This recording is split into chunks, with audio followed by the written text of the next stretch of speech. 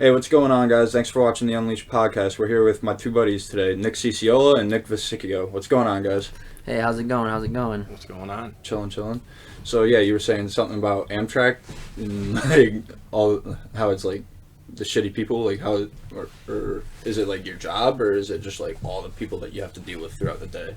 I would say, like, there's a lot I admire about the blue-collar, way of, like, work and living and being a wage earner and all that. And there's a lot to admire about it. You get active, like, just like they say, idle hands are a devil's play. Yeah. And when you're doing blue-collar work, you're constantly active. So I admire that much about it. The pay's good, like, whatever. It's just dealing with people. Yeah, and I think I feel you, sure. The biggest thing for me is, like, where I'm at right now, like working. I don't want to do it for much longer, and like I think the biggest thing for me that I hate is like, working with people that, like, when you're in the union, you're making as much as the guy next to you. Yeah. So if the guy next to you is not doing much, fucking off, yeah, you're making the same amount as he is. You know what I mean? And like I hate that. Like the other day, I was working on like one of the worst things ever to do. It's traction motors, and traction motors basically the things on they're basically the wheels on the locomotive, the things that make it go forward. The traction motors make the wheels turn. I was taking all these traction motors, terribly dirty job. It sucks. It's an awful job. And I had this dude that I don't get along with him. I just don't like him. We have our differences. And the dude just watched me from the window and was like laughing. And I was just like, this dude makes the same amount of money as me. And he's just standing He's there. sitting there for 4 hours on overtime, which means he's making double what I'm making, right? For the 4 hours that he's working. And he's just watching me, and he's like laughing, and I'm over here like, this is overtime work. I'm doing straight time work, and dude on overtime's watching me. I'm like, what am I doing? Why am I making the same amount of money as this guy? And like that's one of the main reasons that pushed me into being an entrepreneur. Is like I never want to be in that position again. I was like, this dude watching me from the window deserves to be working for me. Why am I working with him? Yeah, you know what I mean. I was like, that to me that's ridiculous. You know what I mean? So. I like it, but that for that alone, I mean, I'm out. you know what I mean? I won't be here much longer. Like, having to deal with other people's shit, pretty much. Yeah, no, fuck that. When you're an entrepreneur, you don't have to deal with anyone's shit. People have to deal with your shit. You're your own boss, right? Pretty much. You control. You know what I mean? You have a certain sense of control, and as long as you're good at maintaining that control, you have a certain. It's your universe. Everyone else is just in your orbit. And you can allow who you want in your orbit, not. You know what I mean? Like, this, you control things, you know what I mean? You don't have to deal with people like, oh, that guy, I want to deal with him. No, you just be like, all right, see you later, dude. Yeah. Like, that's it. That's entrepreneurial life. Me anything. That's what I love the most. Right. That's what I love the most about, like, switching that mindset into, like, that shark mode, that entrepreneurial spirit. Is, like, I just started cutting people off that weren't, like, contributing or, like, weren't beneficial to my well-being. I was like, you're stuck in situations sometimes. You're forced to deal with people. You know what I mean? And I was just like, at a certain point, I was just like, nah, fuck that. See you later. You know what I mean? Yeah. And like, that's the one reason why I don't want to work anymore. I don't want to deal with anyone ever again. So.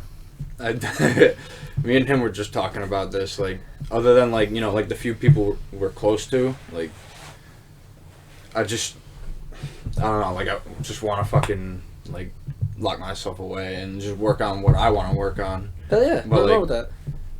I don't know. I'm at the point still where I gotta, make a foundation and whatnot for that. So I still gotta work a lot. And fucking, my job isn't the greatest, but it is what it is. Right. But so what are you doing, like, entrepreneur wise? So right now I started a wholesaling business 2 months ago for real estate wholesale. So I buy and sell properties. I started that 2 months ago. It was kind of rocky at the start. I had a mentor. His name's Jay Monopoly. You can find him on Instagram. It's at j.monopoly. He's a good guy. He was in the service with me. Okay. I was a Marine. He was a Marine as well. I was in boot camp with him, served with him. When he got out, he did the same thing. The working thing wasn't really working for him. He flipped his first house, like actual fix and flip, like not wholesaling. Like he went in there, fixed and flipped his first house, made it like $27,000, something like that. And after that, it was just like he kicked into entrepreneurial mode. Yeah, he was like, nah, this is what I'm doing. So now he's a millionaire, you know what I mean? And he's one of the guys that got me into wholesaling, and I was like, hell yeah, this is what I want to do. But then, like, once that mindset kicked in, like, that entrepreneurial mindset, I kind of always had it. It's just didn't really kick in until, just one day, just like, I was like, what am I doing? Boom, you know what I mean? I was like, I'm going to kill shit. And I went into kill shit mode, you know what I mean? I was like, all right, started the business, hired cold callers, hired, marketing channels. Like, if you go to Waterbury and you look at the placemats, like, my company's on them. They're on the little placemats in the diner. Yeah. And it's like, I can't remember or Dinah, I think it is, in Waterbury. but like just started killing shit, and then like I started selling things. You know what I mean? Like it sounds stupid. There's this game called Roblox. Adopt Me. You guys know that game? No, Roblox. There's a game in it called Adopt Me, right? They buy these pets, right? The virtual pets in the game. And my niece was playing this game, and you know, I saw the pets on eBay. My brother saw them on another site called GameFlip. And GameFlip's primarily, you know, there's a lot of people from Indonesia, Singapore, Philippines. I've been to the Philippines, great place. And they sell these pets for a lot cheaper what you get on eBay. And the reason why they do that is because they can't really go on eBay. Yeah. You know, because of how America is. Yeah, right. They don't want, they see from Indonesia, from Philippines. They're like, no, you know what I mean? I'm not doing that. You know what I mean? So what they do is, you know, they sell them on GameFlip because people will buy them on GameFlip. You can buy them on GameFlip for half the price of what they're on eBay. Like, for reference, like, I bought this one thing. It was called a Mega Shadow Dragon, I think it was called. It was like $425 in GameFlip, right? And I sold it for $650. Okay. Once that happened, I was like, all right, that's it. You know what I mean? I took tons of money. I was taking thousands. And just whoop, whoop, whoop. I was throwing it at this market, and I was making thousands back. Dude, and that's insane. Right. We cleared $10,000 in revenue in a week. You know what I mean? Yeah. So, you know, it's stuff like that. Like, you know, once you see that you can do it and you actually put the process and do it, and you're like, holy shit, like, I don't gotta work. You know what I mean? I'm fuck all that. I'm gonna do this. You know what I mean? But it's the mindset, I think, because there's a lot of stuff in the way when you start doing stuff like that. Like, you know what I mean? There's a lot of roadblocks. You know what I mean? Mentally and just even physically, like, you know, money getting held up. People, you know, like, I had to fire a lot of people. People are just gonna go sideways on you. Like, it is what it is. Some people have differences. Some of your partners have differences. And, you know, you're going to have a lot of problems. Like Etsy. Me and Etsy did not get along. Etsy's another shop. Etsy's like, nah, you can't sell that here. And I was like, why not? And they were just like, nah, you just can't. It's not handcraft. I was like, fuck you. You know what I mean? So I forgot. that, I never got too familiar with Etsy. Etsy's a good store. It's more of a niche market where, you know, you can only sell handcrafted collectibles and vanity items, you know. But like, I started selling these pets, and the margins on Etsy were ridiculous compared to eBay, because some people won't use eBay, but they'll use Etsy. So I was making like crazy sales on Etsy. I made $2,000 in like a few days, it was like easily. And you know, Dude, it was awesome. like, but then Etsy came along, like, you can't sell that here. And I was like, come on, bro. Like, help me out. And they're like, nah. You can't do that. And then eBay. So You're eBay's making my too thing. much money. Yeah. I was paying, like, crazy fees, too. Ads were expensive. You know, it's like $25 a day for ads, which doesn't sound like a lot, but, you know, it's because it cuts into the overhead. You know, you're making, for sure. You're making $500 to $600. That's over $100 a week. Yeah, it's $100 a week. So when you think you're making $3,000-4,000 a week, $100 cuts right into it, takes it out, and then you got to pay taxes and fees and all that. But I think that the most important thing right now that people are learning with the pandemic is that, you know, one source of income wasn't enough. You know, it just wasn't unfortunately enough. And now people are learning that the hard way. So now that, like, people are understanding, because it's easy to make an LLC. You know what I mean? Limited liability company. You just click. And I did it online. You know what I mean? Like, I just did it online, and I'm just killing shit, and it's easy to do. You know, it's not a hard thing to do. And I feel like once people, you know, started learning that these things are easy to do and that they can buck certain tax systems and, you know what I mean, get write-offs and start doing what they were already doing, just doing it a little bit more free. You know what I mean? Like, that's why you're seeing all these entrepreneurs and millionaires start to come out of the woodwork.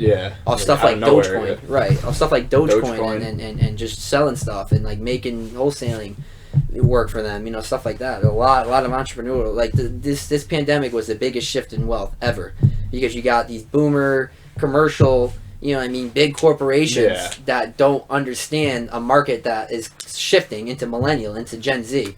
You know, it's shifting. People don't want to go out and go shopping anymore. They don't, you know what I mean? They it's can't, all online. You know what I mean? They can't go shopping anymore. They don't want to go to, you know, Hot Topic. They don't want to go to Nike. They don't want to go to Adidas, or, you know what I mean? So they want to go online. So what all these companies doing, they're shifting online, and those are the guys that are winning. These young kids, 24, 25, my age, like, just making online shops, just killing shit. Of random shit. Just killing shit. And these stores, how they doing it? My commercial place just went foreclosed. Like, you know, how they doing it? It's because they went online. It's because they started marketing to the social media and platforms that, you know, where like, I have a social media platform. Like, I made 100 sales on Instagram. And I don't even have that many followers, you know what I mean? It's just the ads. The ads are there. People scrolling on Instagram all the time. They play Roblox. They play Adopt Me. It targets them.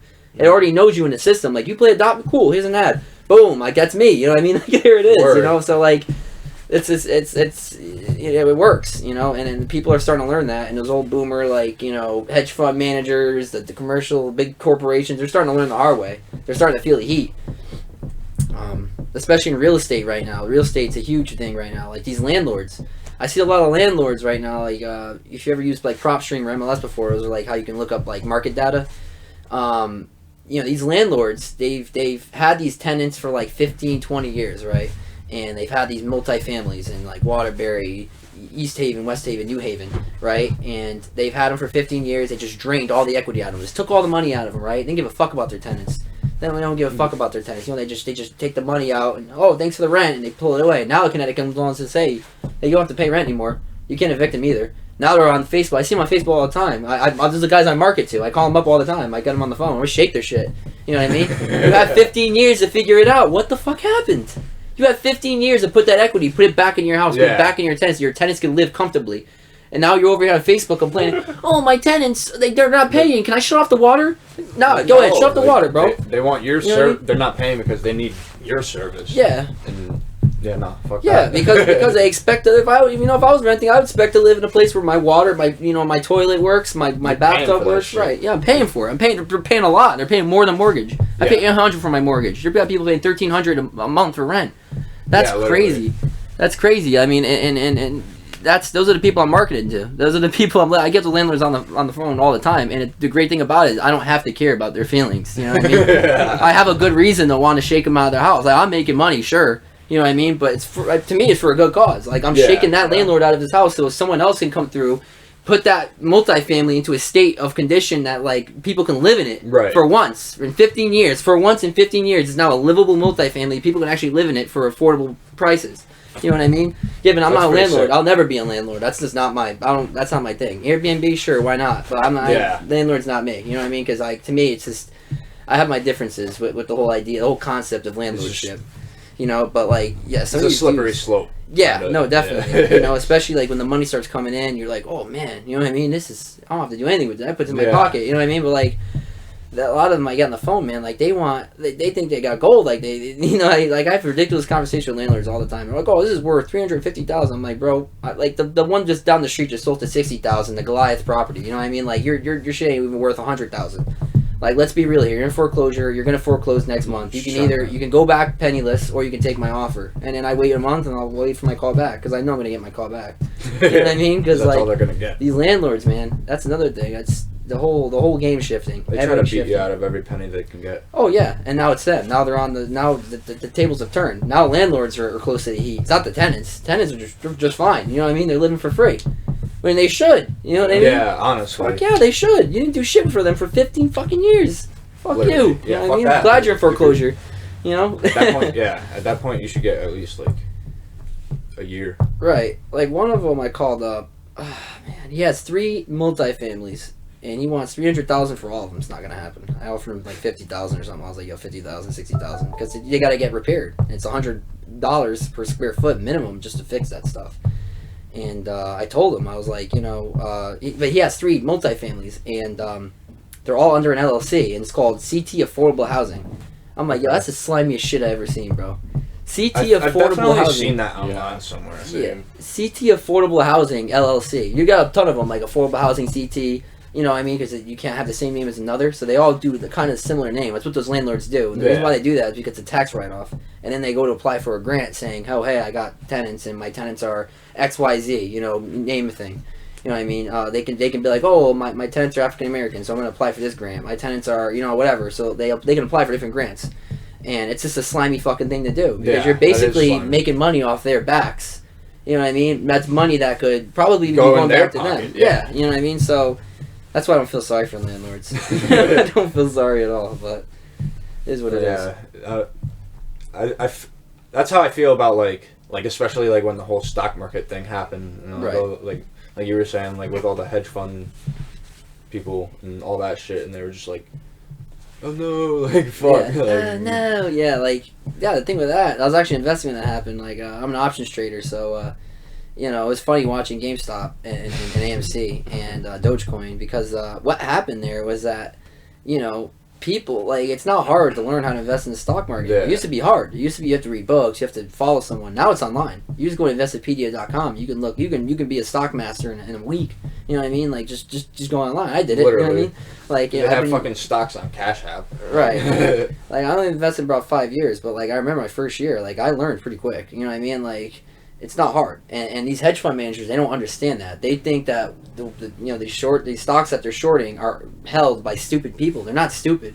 They think millennials are just stupid. Like, oh, millennials are dumb. You know what I mean? Like, you're just investing in GameStop because it's a meme. Fuck yeah, I'm investing in it because it's a meme. And it's working. It's working, bro. Like, these people, they have such an old traditional way of looking at markets. Their way of looking at markets is, okay, this stock is worth this. It's valued at this. This is where it's going to be at in a year. It's going bankrupt. Okay, you're not wrong. But, like, if I come through and me and 30 million other people come through and go, okay, well, we want to put $1,000 in this stock. Now it's not worth what you said it was last week. Now it's worth 30 times a million what you just said. You know what I mean? So that's a lot of valuation that went in that stock. If you looked at the market capitalization of that stock, it went sky high. It was going all the way up. It wasn't stopping. And the reason why that happened is because so many people came through and just put their money into it. The company's worth what people put into it. You know what I mean? That's what these hedge fund managers really didn't understand at the time. Is they just thought, oh, valuation, MACD conversion, whatever. Yeah. And that's what they go with. And they shorted the shit out of a stock thinking, oh, it's going bankrupt. We're going to make money. We're going to make money off the backs of all the poor GameStop employees and all the poor, people that own GameStop that are watching their company fail. Just to stick the knife in a little further, we're going to short more shares than we have. Right? That's what they did. They shorted over. Right? So you have like floats. Right? Basically, it's how many shares you have that can be shorted. Which shorting is like selling a share that you don't have. So you're selling a share you don't have by borrowing it from the brokerage, selling it, and then buying it back at a lower price. So they thought they were going to come in and do that little thing, right? That little scammy shit, like, oh, I'm going to sell my stocks I don't have, right? And it blew up right in their faces, man. I remember, I think 2 hedge funds went bankrupt from that. And it was just hilarious to watch. I loved watching it. Yeah, I feel like that was a big moment in the history. Oh, yeah. You're watching it in real time. And it's like, holy shit. It was only a matter of time. Melvin Capital lost, like, a lot of money. You know what I mean? Like, it was only a matter of time before shit like that started happening. These kids are smart. We're smart. I think I'm a millennial. I'm not sure where I fit in. How old are you? 24. Yeah, I think... Yeah, right. Something like that. Yeah, you're somewhere between the two. Right, but they think people millennial. Right, but like they think people under 30 are just fucking stupid, and that they're starting to learn the hard way. That's just not the truth, man. People had no idea what the stock market even was for the most part. Really? It just came in and just bankrupted entire hedge funds that have been doing what they're doing, shorting stocks, bankrupting people, and making money off the backs of other people. And fucking people through banks for 20 years they've been doing this. These are old guys. These guys are 60, 65, 70. These are not young people like us. These are guys that understand the traditionalist side of stock market investing, and they just thought these stupid millennials we're gonna short them to hell. And that didn't happen.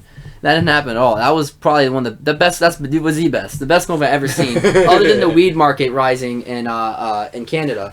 When this weed stocks went like sky high, which you're doing again now because it's coming back to America. I haven't really been focusing too much on the marijuana stocks too much. Those are gonna once weed season comes around, those stocks are gonna move like crazy because the federal government starts talking about legalizing, and then that's it. Those stocks are gonna move. Right. Like Canopy Growth, Tilray.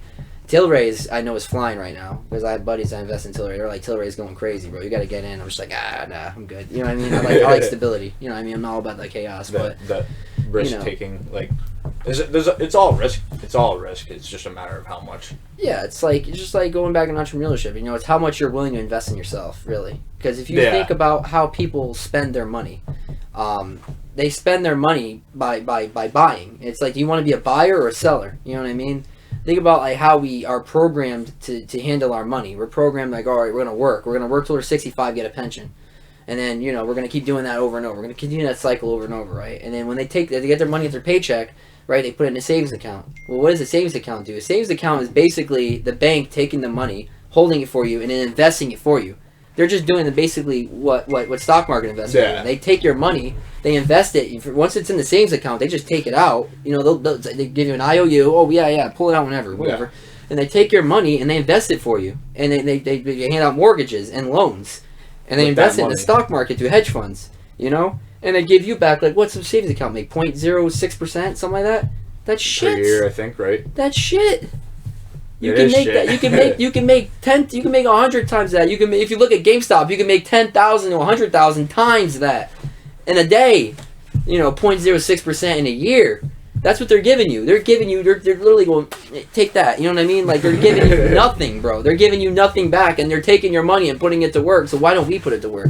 Because we're programmed not to do that. We're programmed not to invest our money, not to make businesses, not to do that because school doesn't teach you how to do that. When have you ever sat in the class like, this is how you open an LLC and sell shit? Never. This is how you balance your credit. Even in business class. Right. Unless you like go to college for that shit. Right. Like, actual entrepreneur classes. And then it takes like... Even then, you're sitting in a class where you spent $300,000 by the time you're done with it. Yeah. And it's the same system. You're learning from the same system that's charging you to learn it.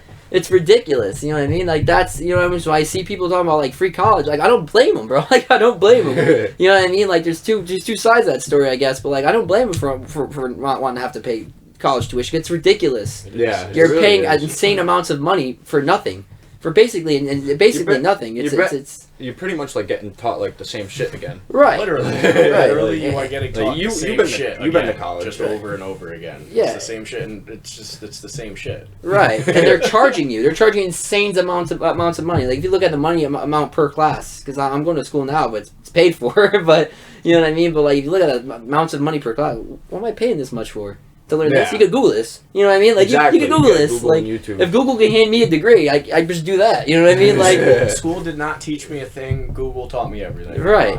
Honestly. And it's crazy to think about. Like, you know, like how we value our own money, right? Like, look at the people that buy from, like, my eBay, for instance, right? These are people that, like, I have a message me, but like, oh, I gotta wait till my taxes come in, and I'm gonna buy some more. I'm just thinking, like, yo, that's crazy.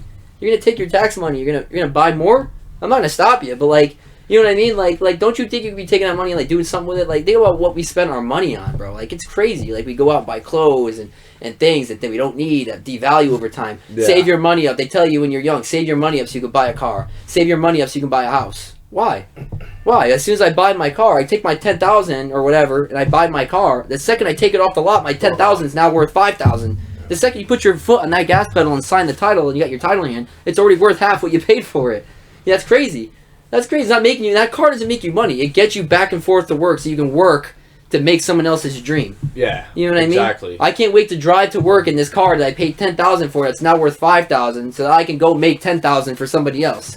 That's the system they stuck us in. You know, that we're going to make that money so we can save up for things. Whereas if you think of how, like, successful people, rich people use their money, they don't use their money. I don't even use my money for, like... hoard it, pretty much. Not necessarily, like, but... They don't even... No, rich people do hoard that shit. Like, the building. Oh, yeah, of course. Fucking, like, yeah. But, I mean, like, entrepreneurs, like, what they do, like, what I'm doing now, and I'm not, you know, like, a rich entrepreneur, and, like, you know, I mean, like, you know, like, everything's gold linen and stuff, but, you know, like, I don't even... When I'm buying these things that I sell, that I resell later, even houses, like, I don't use my money. You know what I mean? Like, you can go on eBay and swipe your credit card and buy things and then resell them later. You know what I mean? And then you just pay the credit card off, and then the credit card company sees that you have that revolving credit. Oh, he's taking out... Right, he's taking out $1,000 and he's paying it off. We like that. You know, they give you more reasons to want to spend more credit because you're giving them money. You know, you're giving them money every time you swipe the card. Yeah. But you're also making money for yourself. Like, so what I do is, like, I'll buy like 3,000 in the pets or whatever, right? Swipe my card. 3,000 is going out, right? Whatever. I get my 3,000 back. I just pay the card off, and then I pocket the other 1,500 that I just made. It's my profit, and I just put it back into the business. You know, but like, I wish more people like had that mindset. I guess that's the first mindset you have to have. You want to be an entrepreneur. Like, what am I doing with my money, and how could I put it to work? Every dollar that you don't have actively working for you right now is costing you money. You know what I mean? I mean that in the theoretical way, but I also mean that in the actual, like, physical way. Like, it's actually devaluing. The dollar always devalues every single day. It's inflation. You know, so, like, if you don't put that money to work, you don't tie it up in assets, you're not doing yourself any favors, because you're always going to stick yourself in that same, you know what I mean, like, that cycle. Like, I'm going to work my whole life, and then my kids are going to work their whole lives, and then their kids are going to work their whole lives. You know what I mean? Like, wouldn't you rather be like, I want to work for a little bit, I'm going to invest my money, make a company, okay, I'll be done by, like, for me it's 25. Like, 25 I'll never work. I'm not swinging a fucking hammer after 25. I'm done. Bored. Done. You know what I mean? Like, I'm due to clock. You know, I'm not a millionaire yet, but I'm not. You know what I mean? Like, it's not far away, and you know, it's at this point, it's like I don't want to swing a hammer past 25. It's not happening. I will not allow that to happen, and my kids will never swing hammers ever, because I don't want them to have to do what I went through. Exactly. And you know, and I feel like, especially given my past and all that, you know, not that I have like a, you know, sad sob story or whatever, but I was a foster kid. You know, I didn't have anybody. So people are like, oh, it's only at the top. Shit, it's only at the bottom too. You know, and what's the difference? You know what I mean? So like, I didn't really have much. I started literally from scratch. No handouts, nothing like that. You know what I mean? Like, obviously I went to the military and that helped me out a lot. But, like, you know, most of it was just from scratch. Like, I had no fucking clue what I was doing. At 16, I had my first apartment. Like, I had no clue what I was doing. I was just lost. You know what I mean? So, and the military kind of helps you find your way and all that. And that's cool, too. But, like, for a long time, I was just lost. I was like, what do I want to do? And then I found this, and I was like, this is what I want to do.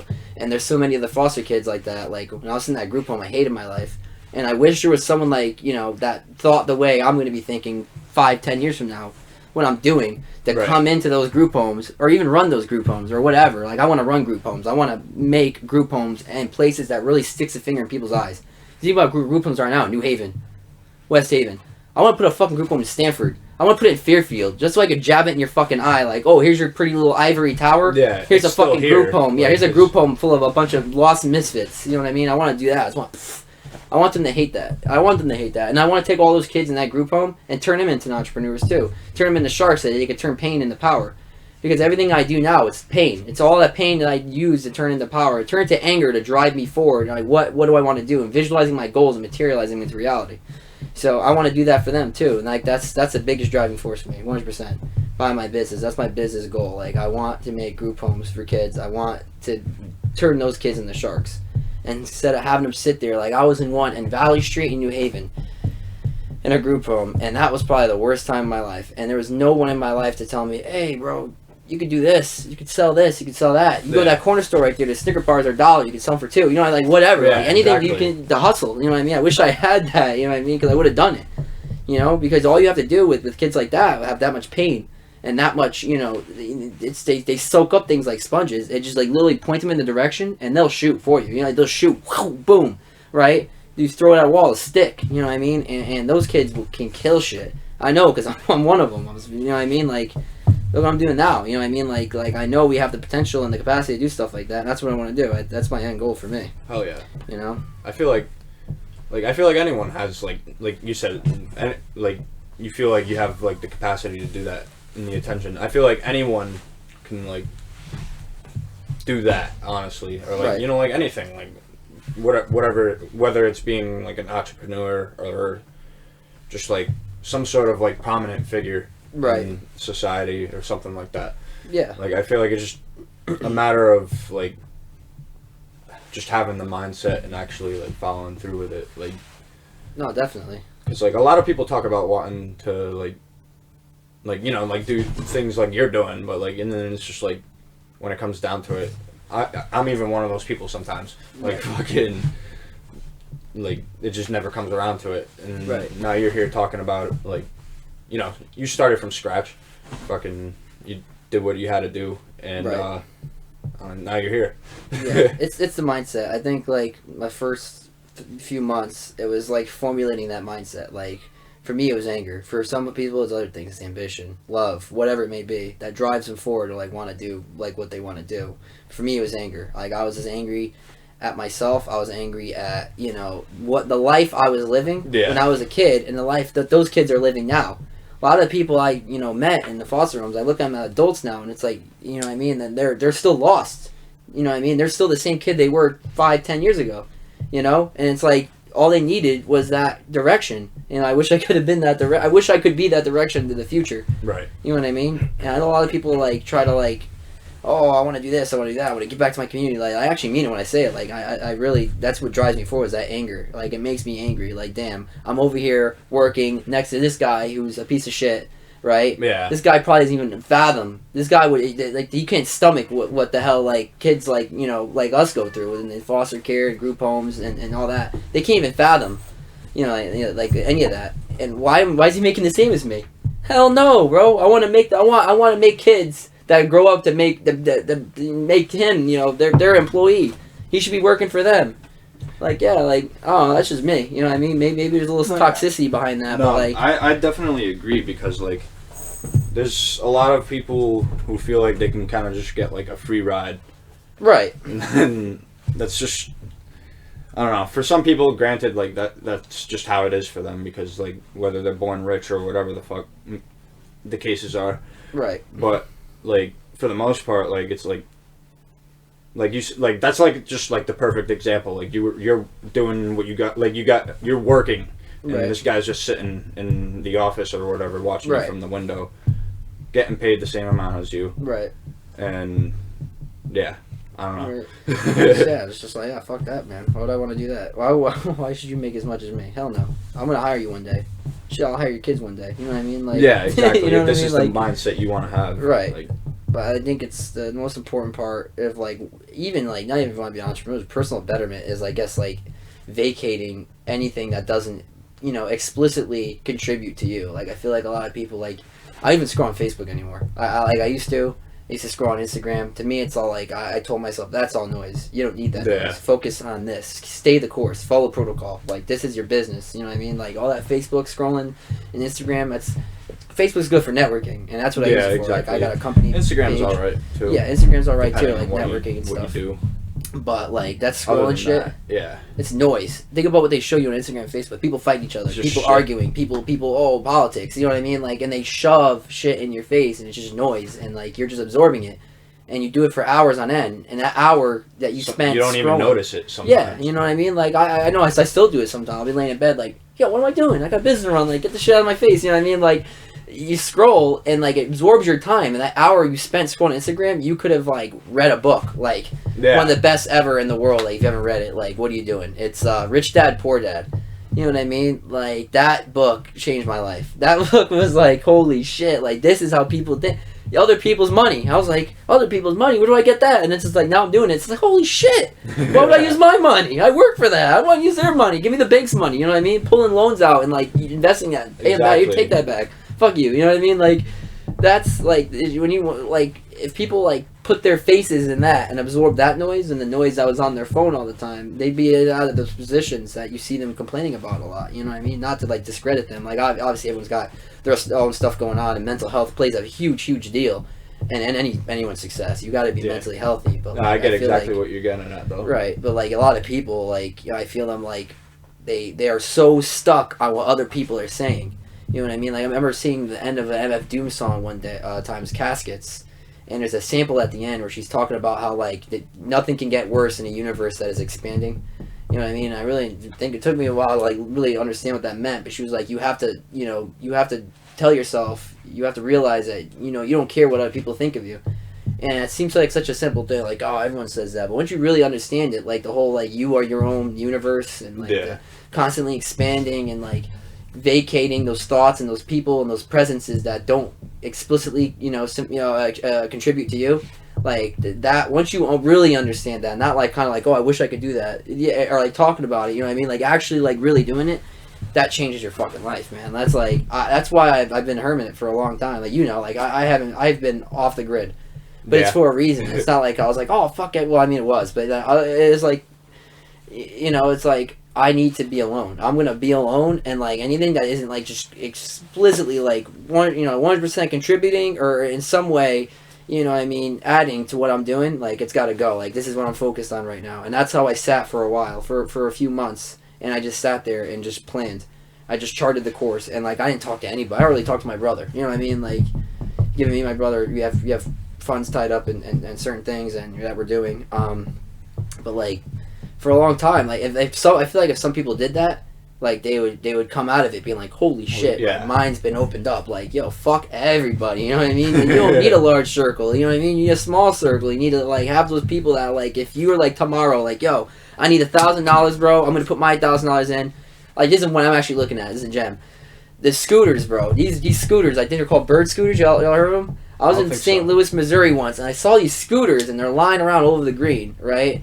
And you could just pick them up, you put the app in, right? And you just go doo-doo-doo, and you put your payment in, Apple Pay, whatever, and you can just take the scooter for a ride. And shit's fast as fuck, you know what I mean? Kind of like the bikes they got in New York. Yes, and I was thinking, like, yo, we don't have those anymore. I saw the ad for it today, and, like, you know what I mean? Noise.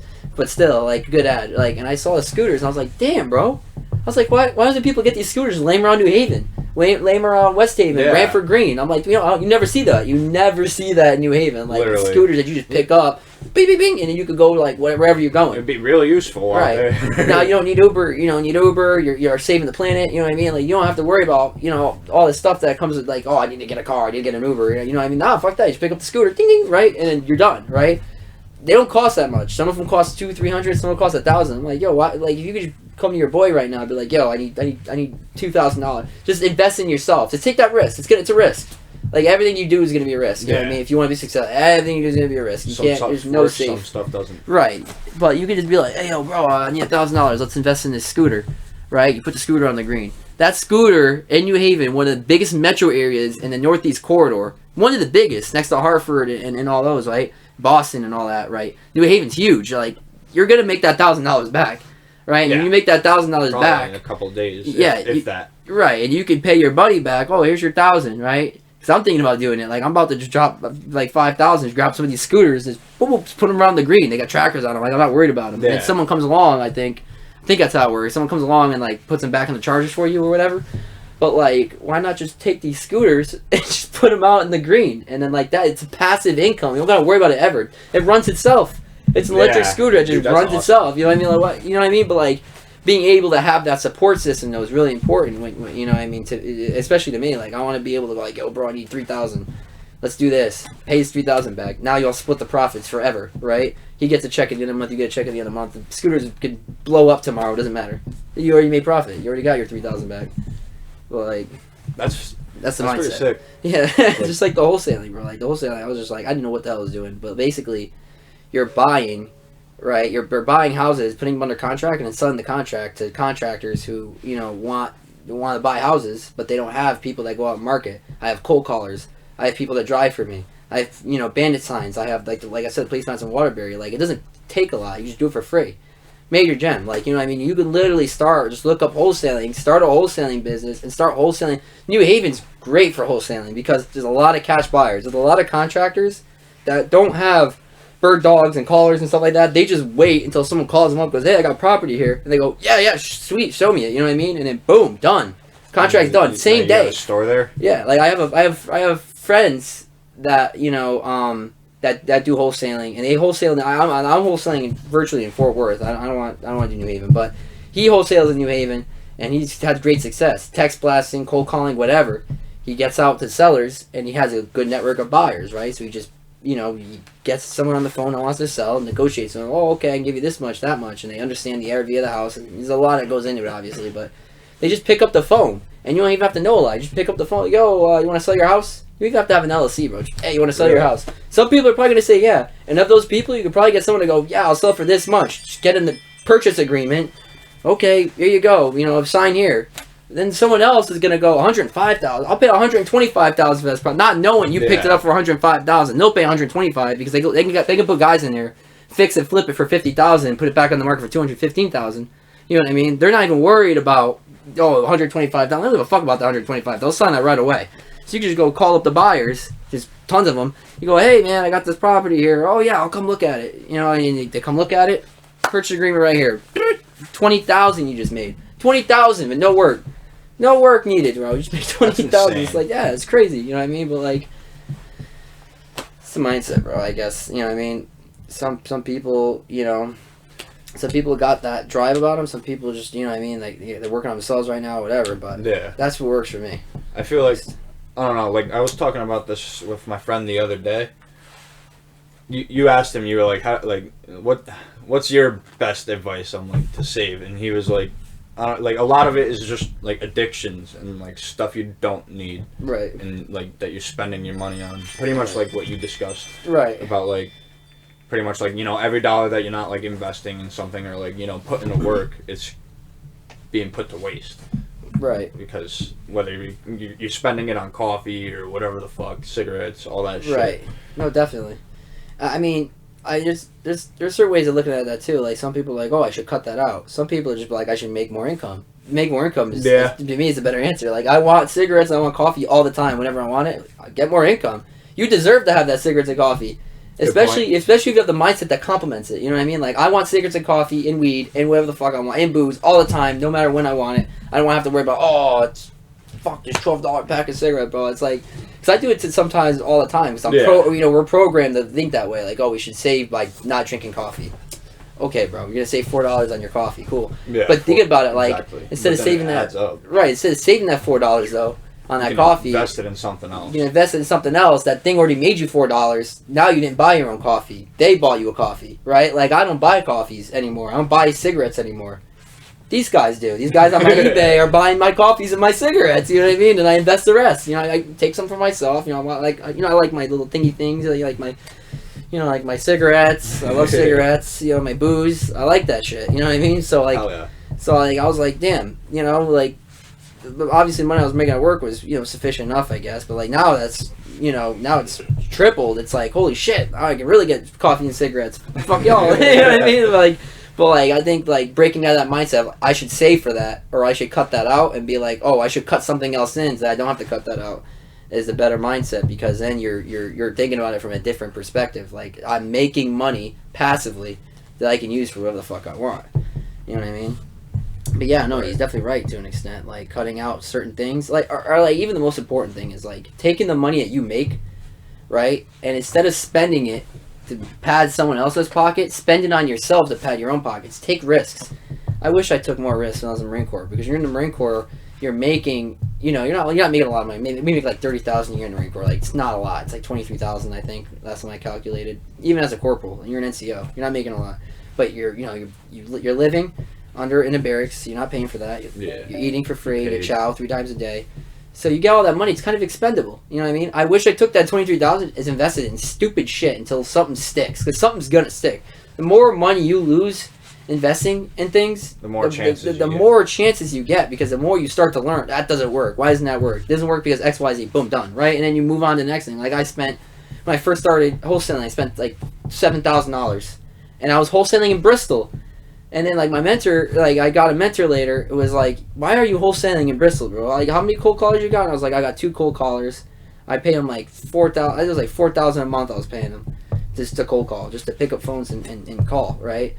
And you know, like, I was like, I spent $7,000, bro. And he was like, you're crazy, bro. You're in Bristol. You're in Connecticut. You know what I mean? Connecticut doesn't even have like 1 million people. What the fuck are you doing? Yeah, You're in Fort Worth. 3 million something. Yeah, it's like the metro area for New Haven is not as dense, and even if it was, it's not a great area for the real estate right now, just because I think it's probably the best area would either be Hartford or like Stamford. Honestly, Stanford's a great one, right? But I was in Bristol, which is a landlocked area where people really you gotta, you know, it's hard finding the highway to get out of Bristol. It's pretty spread out over there, too. Yeah, Bristol's kind of like, you know, Bristol's a terrible area. Like, a lot of houses selling, but not for what I thought it was. Because I saw the houses selling, I was like, damn, it's selling over here. Let me go over here. But if I had just taken the $7,000 and put it in Stanford, I would have been killing it over there. I would have set Fairfield, Stanford, even New Haven, Bridgeport, killing it. I'm over here in Bristol. Like, no one knows what the fuck Bristol is. You know what I mean? No, it was in Bristol. They don't buy us in Bristol. I found like 2 vacant lots in Bristol. Like, just they knocked the house down. I was like, why the fuck should y'all do that? You know what I mean? Because you can't sell the house. Yeah. She was like, fuck, I'll knock it down. It's vacant land now. Sell it to somebody. That's crazy. That should have been a red flag for me right there. Let me stop doing this. Let me get the fuck out of this area. Let me go back. Let me go to what I know. Brantford, New Haven. You know what I mean? Like, Brantford's a good one. Brantford's pretty nice. Yeah. Bristol, though, I got killed in Bristol. But like you know, it goes back to what I was saying. Like, the more you invest and you fail, you understand why you failed, and then you do things to, you know, build your company up and try to stray away from that failure and why it happened. You know what I mean? So it's definitely a mindset. For sure. Hell yeah. Hold on. So yeah, the lobster thing. Oh yeah, the lobster thing. Yeah, so like basically like what I was kind of talking about is you know, like the lobster sheds its shell. I remember like I think it was like a eunuch was talking about that, whatever they're called. Like, no, a eunuch, someone's got a dick cut off. What's that called? Their manhood cut off. Jewish priest. What are they called? A rabbi? Rabbi. I'm sorry, the rabbi talking about this. He's like, why is the lobster sheds its shell? Well, the lobster sheds its shell because it's uncomfortable, right? Like, it gets uncomfortable, and the pressure of the shell, it's like, yo, fuck this, I'm taking the shell off. I want a new shell, I want a bigger shell. You know what I mean? So like that's kind of like, you know, the mindset into going entrepreneur. Like, you get comfortable and you're like, you know, this is great and all, but then you get uncomfortable. It's like, yeah. It's like, you know what I mean? You're uncomfortable with your... For me, I was uncomfortable with my comfort. Like, I was making 6 figures. I was doing really well. Like, I had a good job, and I was killing shit. You know what I mean? I was like, I'm making lots of money. Like, why am I not happy? I got my house. I'm doing great. You know what I mean? I could do this till I'm 65, right? And I was like, you know... And then I would start to come home but you're not doing what you want to do. Right. I started coming home. It's not even like... Yeah, like that too, I guess. You know, like... I like my job. You know, I'm an electrician. I like doing what I do. You know what I mean? I like working on things, schematics. I like having my hands busy, and I like getting dirty and stuff like that. I think the biggest thing was, like, I would get home and I would just be depressed. And I started drinking, you know what I mean? Like, not, like, heavily, but, like, you know, like, I was like, well, why am I sad? You know what I mean? I couldn't understand why I was sad. I was, like, letting myself go.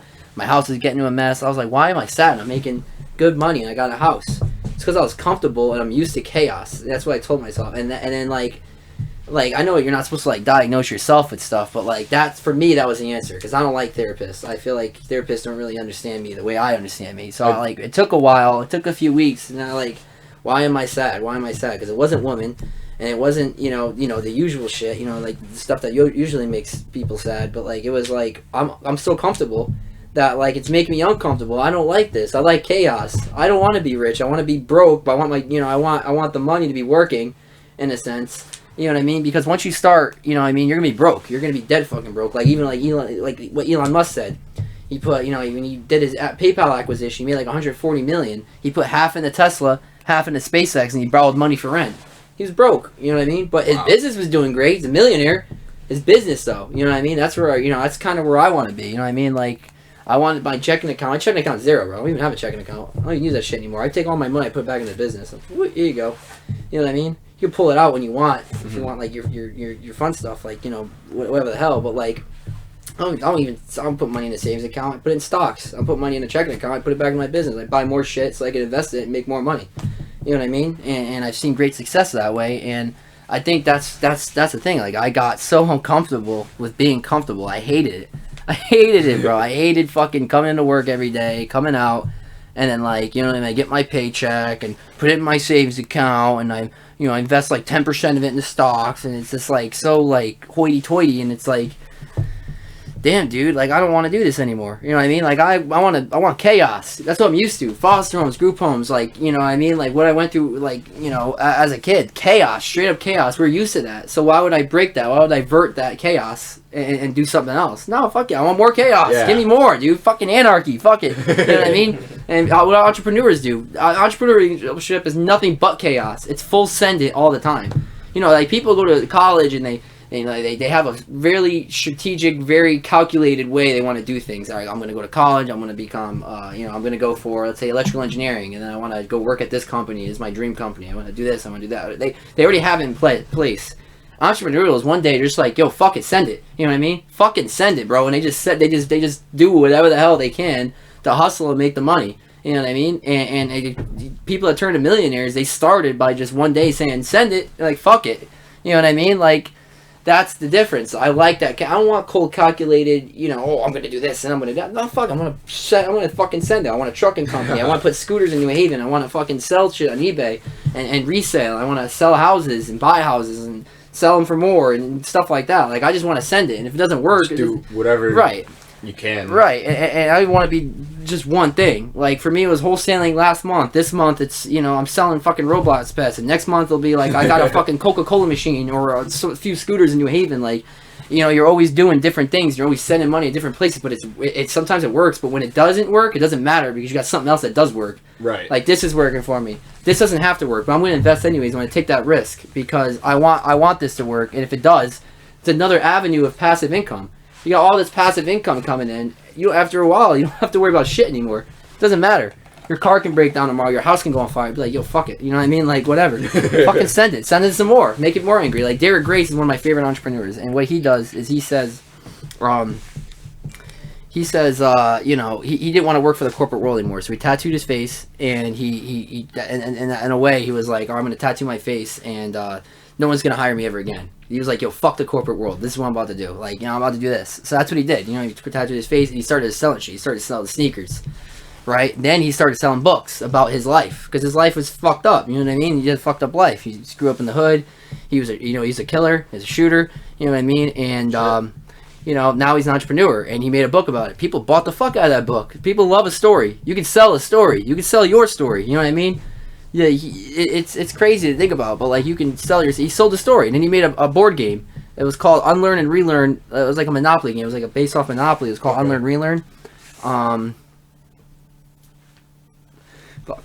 You said his name is what? Derek Hurst? Derek Grace. Grace.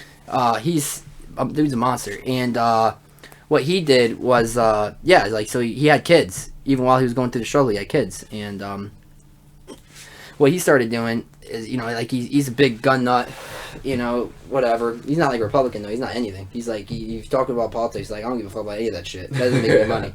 That's what's called in-home banking. So what he does is he takes the money and he keeps it in the family through like cash equity life insurance accounts and stuff like that. He doesn't even use a bank. He's like, yo, fuck banks. Like, why would I want the bank to all my money? For the same reason I was like, why would I want a bank to all my money? Like, just give me my money back like this, like with just tiny little amounts and investing my money. So he was like, fuck, I'm gonna. So he took his whole block, right? And he bought the block. Every house on the block is his now. He bought every one of them.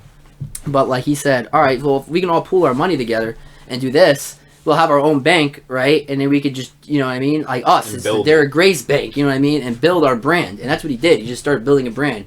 Everything he wears on his body says Derek Grace on it, like Grace Essentials on his bathrobe and stuff like that. But it's his family's business, and he puts all the money back into his family, And like, once you look at that, you're like, holy shit, like he doesn't send his kids to school because he says school is the same racist system, right, that people put their kids into so that they can teach you half the fucking truth. You know what I mean? Like, schools don't teach you the real. Even and now they're fucking racist. Not what you need to know. Right? They're not They're teaching you about slavery, but they're not teaching you about like why slavery really happened, like why the British trade even started, why COINTELPRO happened, why the Tuskegee experiment happened, or any of that stuff. They're not talking to you about any of that shit.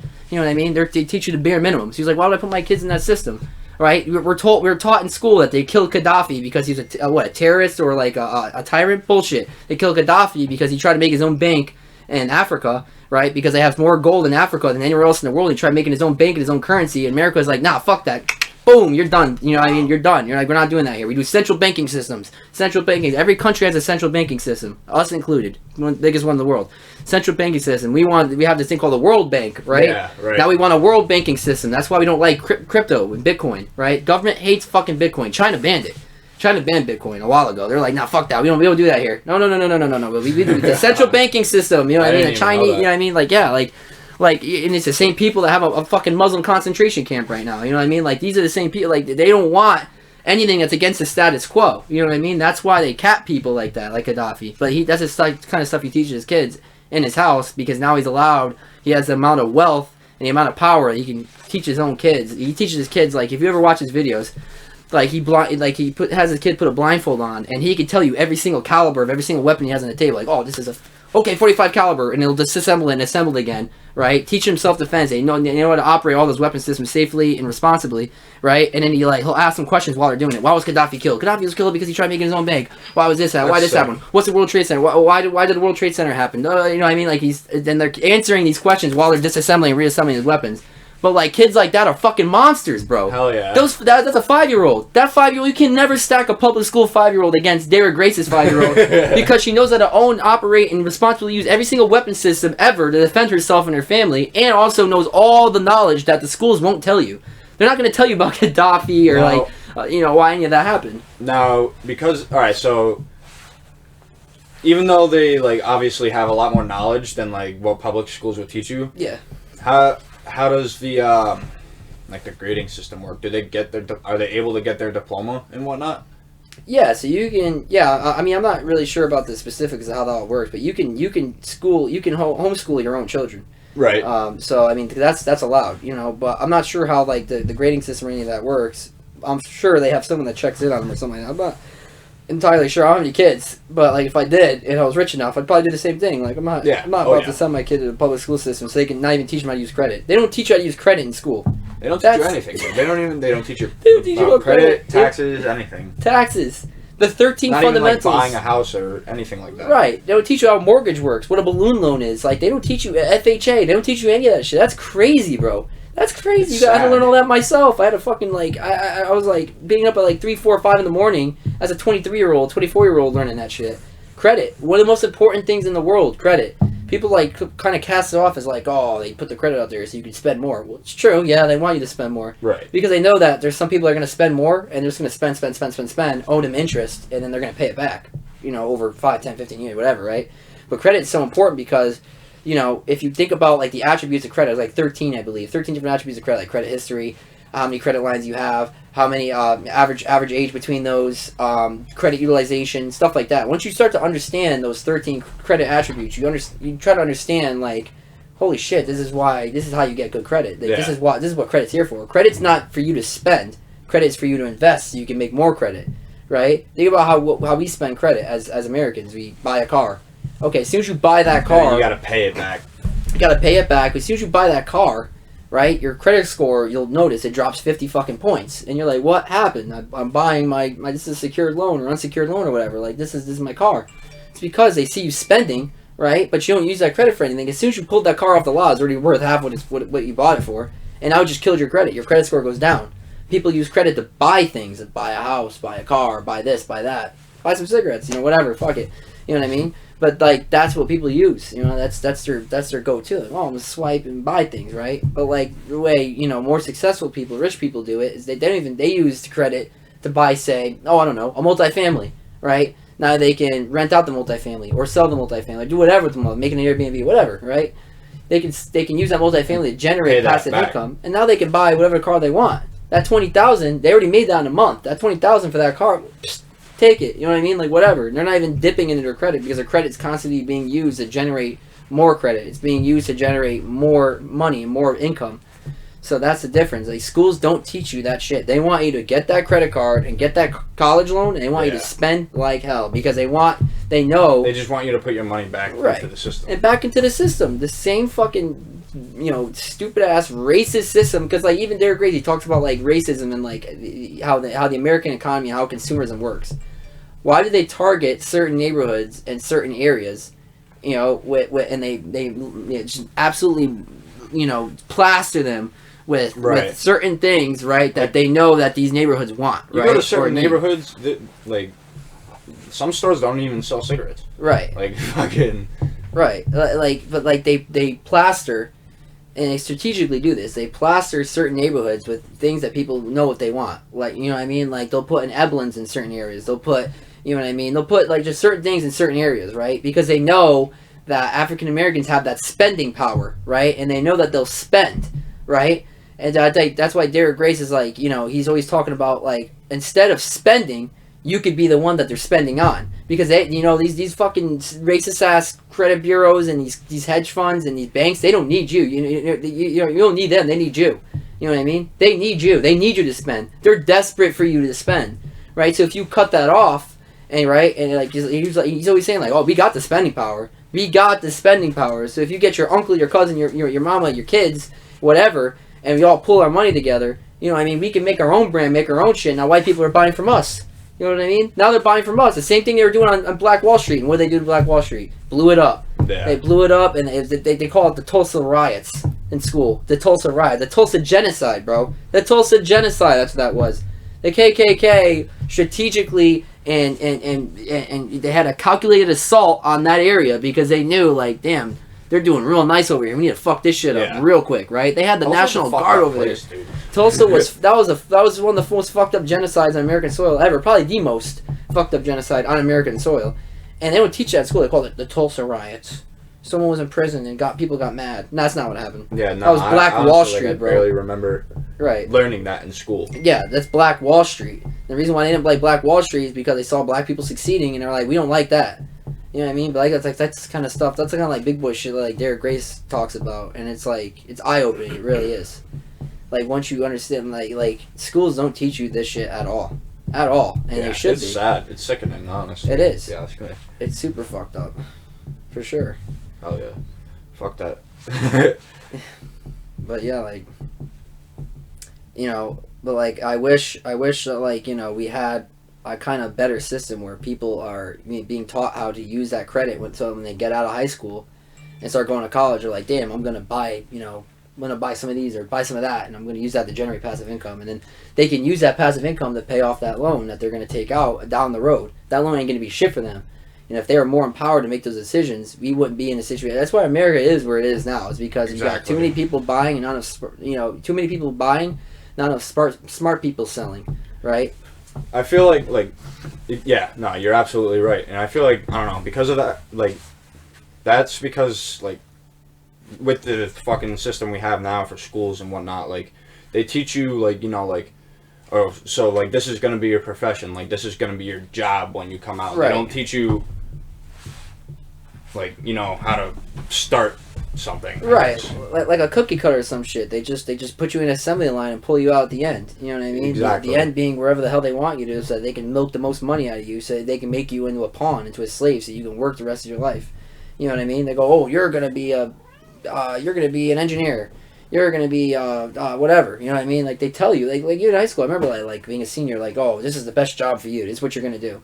Fuck you, I want to be an entrepreneur. You know, Yeah. fuck that. Like more people have that thought process. Like, you know what I mean? They wouldn't be like so stuck in that system. You know what I mean? Like the you're gonna be an engineer. Like, okay, I'm gonna be an engineer. I'm gonna be a doctor. Okay, I'm going to school for it. You know what I mean? But, like, exactly. Like why don't you? I mean, granted, yeah. Like it's crazy to think about too, because like even like the doctors and the engineers and the architects and all that, like they're still pawns right. of like the larger thing going on, like Right. the larger system and whatnot. And they're in debt. Yeah. You know what I mean? And they're in debt. They're in hella debt. You know what I mean? But like, that's crazy to think about. Like, they don't ever teach you in school like how to open an LLC. That's like one of the most important things ever. How to open an LLC. You could open an LLC for fucking anything because you're paying the state no matter what. They're getting their taxes. You could make an LLC for anything, and once that money's in the LLC, they can't touch it. It's not taxable. You can make an LLC in Nevada, pay 0 taxes on anything you do, and then like just have that money there, and you could do it for anything. You could call yourself a consulting company. You could do whatever you want. You know what I mean? You call it Doo-Doo Enterprise if you want. And just sell fucking Snicker bars from the corner store if you wanted to, but the money would still be there, and it's safe. It's limited liability. They can't sue you. It's like your your own bank, pretty much. It's own like your you were own. saying. Right, it's your own. Yeah, it's your own entity. It's its own living, breathing entity. So you just do whatever the hell you want. But like, I guarantee you, if you like took a bunch of college kids, or not college kids, a bunch of seniors from high school, and were like, "Hey, what's an LLC? Name 3 attributes of credit." They wouldn't know what the hell you're talking. I don't know what the fuck that means. What does that mean? I thought credit card you just swipe and you pay it off later. Yeah, You know what I mean? Like, exactly. That's 'Cause, crazy. Like, that's how, I don't know. It was a lot easier for like, you know, like back in the 70s to Right. start a business, even just to buy a house or anything like that. Right. 100%. They had nice as hell back then. Like, gas was like 20 cents a gallon. Yeah, and they're like, oh, but money inflates. Yeah, money inflates, but if you look at the, you know, rate of inflation now versus then, you know what I mean? Like, a house wasn't a lot of money for them. You know what I mean? Exactly. Like, a house being $3,000 back then, you know, it might have sounded like a lot. You know what I mean? But, like, it wasn't, like, a lot. Where it was like, holy shit. Like, right now, you want a house in Connecticut. Like, you could work a minimum wage job back then to save up for a house. Yeah, exactly. You know, now it's like, you work a minimum wage. You can't even fucking live, dude. The regional water authority wants their cut. The UI wants their cut. You know what I mean? You look at the housing market, as soon as you get that realtor on the line, like, you're getting plastered the second you try to buy a house. Like, what's the average median house in Connecticut? I think it's around 135. That's because of New Haven County. Right. Yeah, it's about 135. But like, you want a single family home raised ranch, you're going to be running at least 180,000. Oh yeah. I tell you right now, like 135 is like, that's like if you're I think that's the low end. 180,000 I would say is average, right? So 180,000 being average, that's an insane amount of money for someone making minimum wage. It's a lot. It's fucking ridiculous. You'll never get there. Like your mortgage payment alone, it's like it's hard to make that. Never mind the fucking rent. The rent's even more. That's crazy. The amount of rent and the amount of expenses versus what people make. That's nuts. That's crazy. It's like not fair. You know what I mean? It's not fair. But if people get together and make it fair, you could control the game. You control that. You know what I mean? People pulling their money together and be like, all right, we want to control the game. This is what we're going to say, fucking now's their word. It doesn't take a lot of people to just pull their money together and fucking run shit. You can just kill shit. Yeah, because especially, like, even just 2 or 3 people, their money combined is obviously more than just your money. You're right. Like, fucking, it could either double or triple, whatever. Even if it's not doubling, it's more than what you have. Right. And not only that, you could take 3 people. You could say take 3 people, right? 3 people, they save up 10,000. They go all put 10,000 together. That's 30,000. Now they make an LLC. And that LLC, you can dictate who gets what cut of the LLC. So you open the LLC under 3 people, right? Now everyone owns 33% of the share of the company, right? So at the end of the year, you all make 33%, regardless, right? So you all pull your money in, you all make an LLC, you all do whatever venture it is that you're doing. By the end of the year, you guys are making fucking hella profit, and you guys are killing shit, instead of spending that 30,000 on stupid shit, you know, now you're making other people spend money on your stupid shit. You know what I mean? And you make that money at the end of the year, and no one can ever like, oh, fuck this, I don't want to. You know what I mean? Yeah. Like kick each other out, or whatever, because you all own 33%. You all have 33% of the responsibility. So what about taxes? Taxes, Obviously, it depends on your it depends on the state. Like for me, I and don't the sales and right. all that shit. I don't pay taxes because my LLC's in Nevada. You know what I mean? Oh, word. Yeah, Nice. so I'm like, yeah, fuck taxes. But like, if you make an LLC, you can't. If you're doing certain things, you have to make an LLC in Connecticut. It's called a foreign entity. You can't have a foreign LLC. Mine doesn't count as a foreign LLC. It's real estate, so it's like a stipulation. But like, if you want to like sell shit, you'd have to make it in Connecticut. So you're still paying taxes. You're just not paying as much, and all that shit's a write-off. All your expenses is a write-off, right? So like, at the end of the year, so let's say you spent $20,000 on expenses. Your car is a write-off. You can literally open an LLC, put your car into the LLC, mark down all the miles you've ever driven, ever. You know what I mean? In that year, and just write it all off. It's all a tax write-off. Because that's all taxes you Right. paid, like towards gas or Right, and that's anything just you bought. that's not a company car. It's your car, but they don't need to know that. They don't need to know that's your car. It's a fucking company. Nah, it's a company car. That's like I said. It's a company car. It's a company car. Me driving to work every day. That's me driving to go consult. You know, like whatever. Yeah. You could drive to work every day. You can still work. You know what I mean? It doesn't matter about working. You know what I mean? You could drive to work every day and write off the miles. I don't even do that just because I don't want to do it. But like, you know, I'm just too lazy. You know, like I gotta go fucking take the car, register into the LLC. No, I'm fuck that. I'm just gonna wait till I get a new car. I'll do it. But like, you can literally put your car into the LLC and just write it off. You can all do that. All three of you. You know, like all three, you know, theoretical people go like, all right, yeah, my car's in the LLC too. We all have company cars now, right? And you write all that shit off. All the expenses you can write off. Even your utility bills. You can take, like, literally in the state of Connecticut, in an LLC, you can take one room of your house and call it your personal office on taxes. Whatever your utilities are, right? You can take whatever percentage of that room that takes up the house, that's the percentage of taxes you can write off for your Wow. utilities. Yeah. That's So like pretty say sick. like your lights, you're paying $130 a month for the lights, whatever, right? 30 of that is just written off, just tax credit, right? Because it's your personal office, you're using it for business. Yeah, it's crazy. Then there's like certain loans, like the Triple P, the the payroll protection program, right? So if you have people working under your LLC, you know, like working for you and they're on the payroll, you get a fucking loan that you don't have to pay back just for having an LLC. It's like I think it was $15. I can't remember what the number was, but I didn't apply That's for still it. I don't pretty nice, really have a payroll, but yeah, like shit like that. It's crazy. Like people don't know about that. Now, how long have you been doing this? Oh, jeez, not even a year. So you started like after the pandemic. Yeah, began. a little bit after the pandemic. Yeah, began. I was like, all right, you know what I mean? Like the first 3 months was kind of like formulating the plan. You know what I mean? Like, what am I gonna do? What do I want to do? You know what I mean? And then like once I figured it out, I was like wholesaling. I want to do wholesaling. But then like wholesaling turned to like, holy shit, I want to do this too. So I started doing that, and then I was like, holy shit, I also want to do that. You know what I mean? I started throwing money at that. You know what I mean? So, yeah. So it started. I've been doing it probably a little less than a year. Yeah. Nice. Yeah. I mean, it seems like you've come pretty far. I'm doing all right. You know what I mean? Obviously, I'm not a millionaire. I'm not like not like a mogul or anything like that. But I'm doing pretty damn good for like just starting out and like just like being fresh, like not even a year, and like just throwing shit at walls, sending it, hoping yeah. it sticks. Yeah, just send it. You know what I mean? But it works. You know what I mean? I'm living proof that it works if you want it to work. You know? Or, yeah, I don't know. I feel like that's something that a lot of people need these days. Like, cause like I don't know, like everyone gets discouraged, But yeah. and then like sometimes all you need is just like one like prime example of like someone or something that shows you like how things could be if you do put your mind to it. Right. Yeah, like I was like saying with like the whole mental health thing. Like once you witness perseverance, it's kind of like motivating. It's like holy shit, he did it. I'm gonna do it. You know what I mean? That like kind of ties into like why I want to help foster kids. You know what I mean? Because like once they're like holy shit, he was a foster kid too. He was sitting in the same seat 10, 20 years Yeah. ago. He could do it. I'm gonna do it. You know what I mean? Fuck it. You know what I mean? Like, but like. It's a big mental health thing. Like your mental health has to be like A1 before you even start. Like you know what I mean? 'Cause you got to have your own mental health on lock before you start worrying about a business. Because now you're hiring people, and you got to worry about their mental health. You got to worry about how they're doing things because they're gonna break down on you. I've had people break down. Like you're gonna break down on you sometimes. It is what it is. You know what I mean? I've had friends that I work with that just break down. Like, oh, bro, I can't do this, I can't do that, and you gotta like kind of like, hey, bro, fucking entrepreneurs, bro, fucking send it. You know what I mean? We don't do all this crying shit. You gotta move out of the way. You know, you got money to make. You gotta make the bag. You know what I mean? But like, it's that mental health. It's like accepting who you are and where you want to be. And I think the most important part of that is like visualizing your goal. It's like there's a book called The Celestine Prophecy. It talks about how like once you envision your goal, like what do I want a year from now? Once you envision that goal and you breathe it into life, right?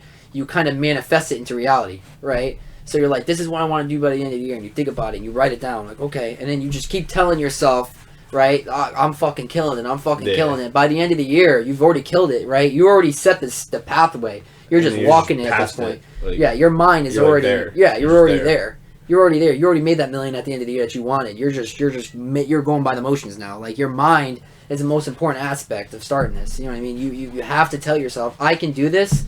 I'm an entrepreneur. I'm gonna be a millionaire at the end of the year. I'm gonna kill shit, and nothing's gonna fucking stop me. You know what I mean? I'm here to fucking crush fucking systems. I'm here to shake up the structure. You know what I mean? Like you tell yourself that every day when you wake up. Yeah. My actions are not aligning with my purpose, but they can be if I make it so, right? You know what I mean? And stuff like that. Like, you know what I mean? Like, and like you're just gonna have a lot of days where you're like, oh shit, this sucks. Like when the Etsy shop closed down, I was like, oh fuck, you know what I mean? Like, but it's just you stay the course. You're like, I'm killing it since then, but like you follow protocol. You know what I mean? It's like when life takes a piss in the bed, you flip the mattress, bro. Like fuck, fucking anything else. You don't just sit in it. Yeah, flip the mattress, bro. Like that's what you got to do. But it's mindset, and the mental health comes first. You envision your goal. Realizing that you can enslave yourself inside your own mind, just like addiction. You're at war with yourself. You're enslaving yourself inside your own mind to your thoughts, and you're letting your thoughts, reek into that and manifest itself into reality. And you're just sitting there and letting it happen. You're just sitting there and just letting it happen. Oh, I can't do this, I can't do that, my life sucks, da da da, this person hates me, that person. Fuck all that. Move all that out of the way. Move anyone out of the way that's like, oh, you can't do that, bro. Fuck you. Goodbye. You know what I mean? Block, fucking remove, evict anyone in your life that just like is like comes against that, that contributing factor, like contributing to you. Contributing to your success. Evict that shit. Just get that out of the way. I don't post on Facebook anymore. I don't post on Instagram. If I do, it's like, if I do, it's like my business Instagram. Yo, we got this for sale. And it's on my other business Instagram. Like, we buy houses, whatever, blah, blah, blah, answering questions. That's it. I don't even post on Instagram. I don't post. I'll post one day, but it ain't going to be anytime soon. Like, it's going to be like, holy shit, bro. Like, when everything's running by itself. And, like, I'm just there where I know I can scroll on Instagram, and I don't have to tell myself, damn, bro, you could be making money right now. I'm already making the money. You know what I mean? I can scroll the fuck I want because I paved that way that I can. I want to earn that. I want to earn that right, that have that carelessness, I guess, in a sense. Like that recklessness, I guess, to just be like, I'm just going to scroll today. Fuck it. I'm not doing shit today. You know what I mean? I just want to wake up. Like one of my friends, he said something like, if you wake up broke, you're bold as fuck if you wake up broke and just lay there. And like that's what I tell myself every morning. Like I wake up 5:30 now. You know what I mean? I don't fuck around. Like, I'm 5:30, business time. Like, I don't fuck around. But, like, when I'm laying there at 6 a.m., I'm like, damn, bro, I'm bold as hell. Because, you know what I mean? You're waking up broke and you just continuing later. You're bold as hell, bro. And, like, I just took that and ran with it. Like, that's one way to look at it, yeah. You know what I mean? Like, damn, that's bold. You know? Like, yeah. So, yeah, that's the mindset, man. Mental health. For sure. And, I don't know, like I said this before, kind of in a way, like, I feel like all you really need to do sometimes is just like you said, you're always gonna think like, oh, I can't do this, I can't do that, blah blah blah blah. My life sucks. Right. But like, and then you actually take that first step, and you're like, whoa, like it's an eye opener. And you're just like, wow, this is how things can be. This is how my life can be. Right. Fucking. I'm pretty much just repeating what you were saying. Yeah, but like no, I hear you. Like yeah, once you collect that first check, your life changes. Like at first you're like, oh, can I do this? Oh, I'll try it. You know what I mean? Whatever. You kind of just half send it. You're like, oh, send it. You know what I mean? Yeah. But then once that first check comes in, you're like, holy shit, fucking send it. And that check's gone, bro. That first check is gone. I sent that bitch out. That's see ya. You know what I mean? But like yeah, like that's like my mentor is Get 2 Millions on Instagram. He's another good one. But like he talks about all the time, bro. Like, you know what I mean? Like just taking that money and just investing it back into yourself. That's all he presses in all the time.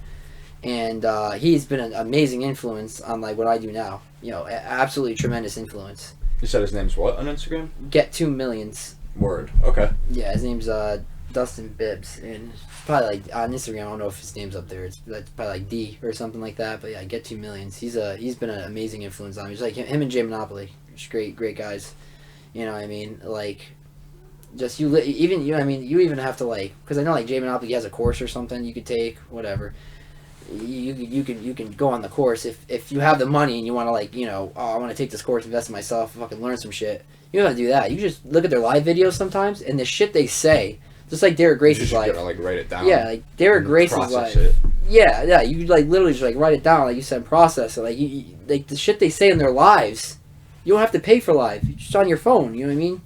You just click their live, or you listen to shit they're saying. Like, holy shit! You start writing some of that down, making sense of it. It's like, holy fuck, they drop some gems on live. Even I go on their live still sometimes. You know what I mean? Like, they're talking about, like, trade lines, net 30s, net 60s. I'm like, what the fuck is that? I looked that shit up. Like, how to bolster your credit by using someone else's credit as a trade line and then putting that in the books. Like, crazy shit, net 30s. So, like, buying stuff for your business, but not using straight cash. Like you use a payment plan. That's a net 30, right? So you pay it every day over 30 days. So credit over 30 days, what that looks like, it's like, all right, so if say this item I want is a hoodie, it's $60, $5, $5 in, $5 out, $5 in, $5 out, $5 in on credit is revolving credit. They like seeing shit like that, and they do that 100 times, 500 in, 500 out, 500 in, 500 out every day. For money you already have, you just put it in a net 30 and let it recycle through every single day. That is fucking, your credit doesn't even know what to do with that. They're in hyperdrive. Huh. They're like, holy shit, this dude's cycling credit like a motherfucker. You know what I mean? That's what they want to see. So... yeah, lots of stuff. Like that, I feel like listening to them was amazing for me. Like the shit they say is nuts. Yeah, that's something that's like what you just said. That's I feel like a gem. Fucking like that's definitely something a lot of people probably don't know about. Right. Like I remember like them dropping on their live one time, like how to market, finding an area to market to.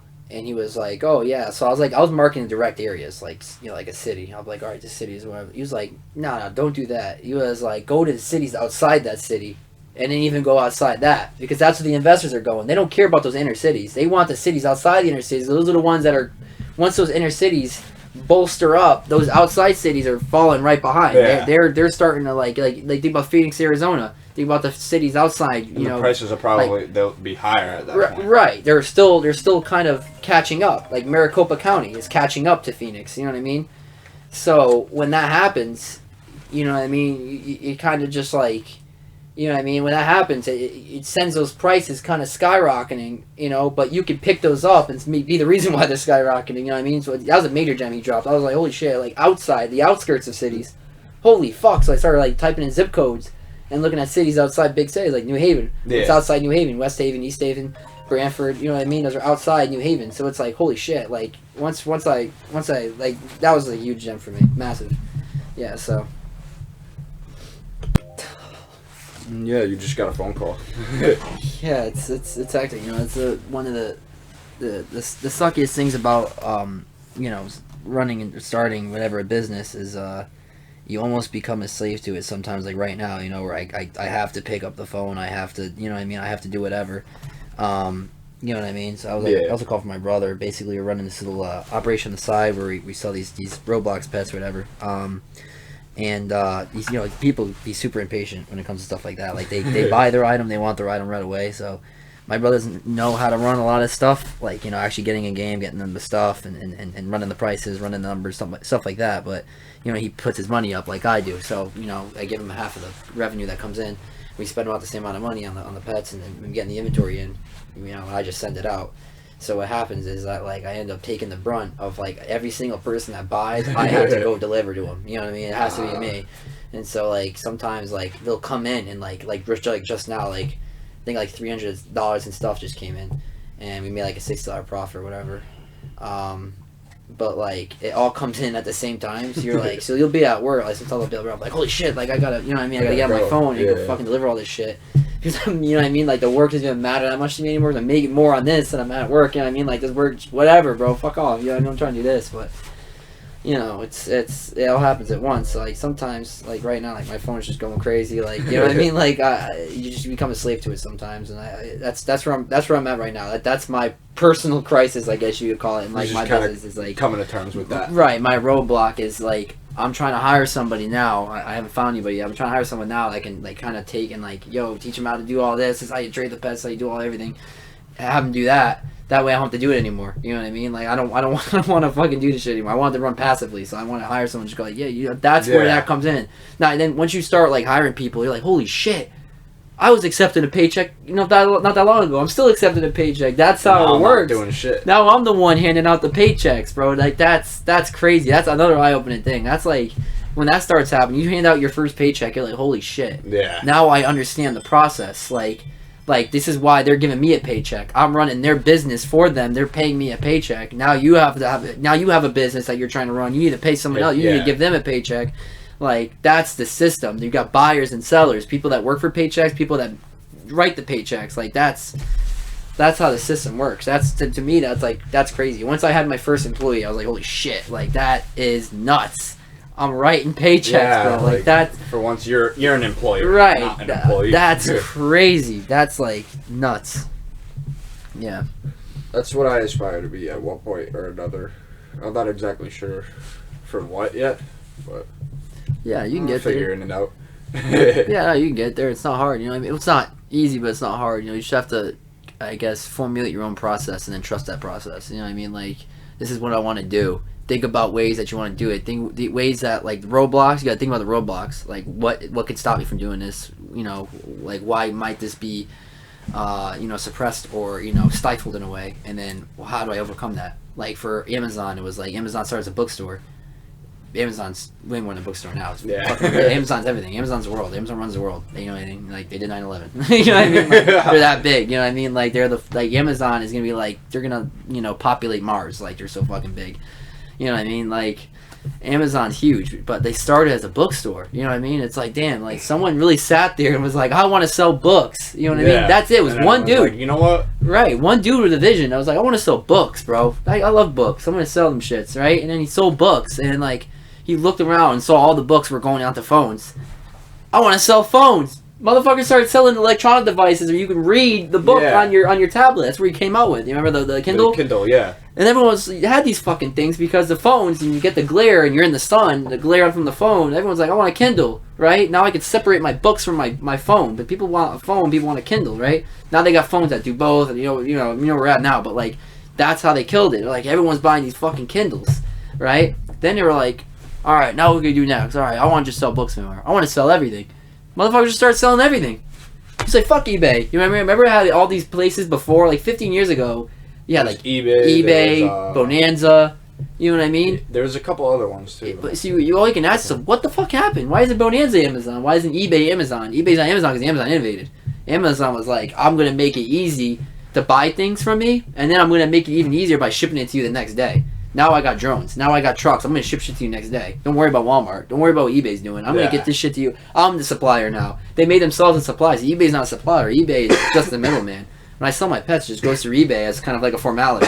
You know what I mean? That you're safe. You're safe. Okay, you're good. You can refund if you want. That's all eBay's there for. Amazon is the fucking supplier. They're selling these stuff. Everything. Everything. They got warehouses everywhere. They supply fucking warehouses, right, and restaurants and shit like that. Like you think about, like you go up on Amazon and you buy paper towels. They're not making the paper towels. They're just facilitating the transaction between you and the paper towels and giving it to you the next day. And then the guy making the paper towels has to pay Amazon for that right.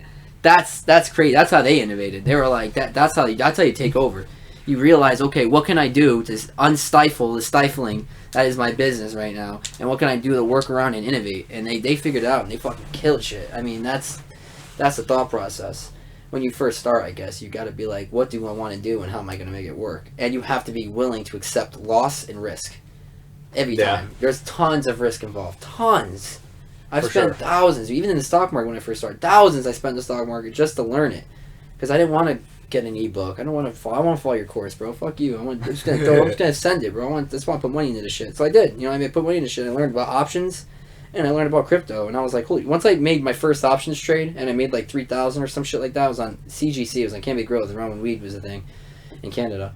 I made like $3,000 off that bitch, off like $600. I turned into $3,000. Wow. And then that be just That's a lot. yeah. After a while, it took a lot to get to that point, but after a while, that just became the norm. Like I would just like flip 700 into like 3,000. That's what Even if it Derek would take time. right. And Derek Grace talks about that shit too. Like, or not Derek Grace himself, but the BWO, which the I can't remember the actual name of it, but it's like the black-owned worldwide organization. But basically, it's a bunch of African Americans that came together, and you know, they started, you know, making their own company where they teach people like how to do everything. They teach, you know what I mean, like teach people how to do stocks, options, and one of their instructors is an options trader. So I was like, holy shit. So I saw that, I'm like, holy shit, I'm an options trader, you know what I mean? So I was like, pretty cool, like seeing like the process and like, holy shit, like, you know what I mean? Like he started there and now I started where he's at, you know what I mean? Like it's crazy. But like, you know what I mean? Like it's no, she came in, but like, you know, it's crazy thinking about like, you know, like turning that 600 to 3,000. Like it took a while, but like then it became the norm. I was like, holy shit, this is normal for me. Like, option here, and I know where to put the options. I know where like I could put a $500 call on Facebook for this date, and I just collect my paycheck at the end of the week. You know what I mean? Like once you start formulating those processes, and you trust that process now the process makes you money. Now the process is always there for you. Just kind of, I'm just gonna keep doing that over and over. But it takes like I lost thousands before I got there. Thousands. I was investing in penny stocks. I was investing in, you know, bum ass companies that weren't going anywhere. And I was just dying out there. Like I wasted a lot of money. So you're gonna lose. That's where most people quit. Most wholesalers quit after like 3 months. You're gonna lose. No matter what, you're gonna lose. It's what you do to get there to win. How many times can you lose before you're gonna win eventually. That's just how it works. That's how the process works. You can only fail so many times before you've exhausted your avenues of failure, and now holy shit, this is what worked for me. And you've failed so many times now. Now that you have everything in your tool belt, I'm not going to do any of this shit. This is the shit I'm going to do. This works.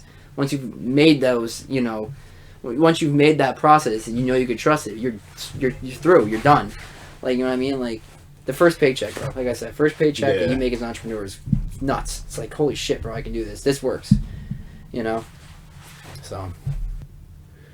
And with that, I think that's going to be the end for today. Thanks for coming, Nick. Anytime. Appreciate it. Nick, also thank you for coming. Appreciate it. I was just here. It's all right. Three's company. Yeah. The double Nick. If you watched this far, thank you for watching. Make sure you like and subscribe. Yeah. See you next time.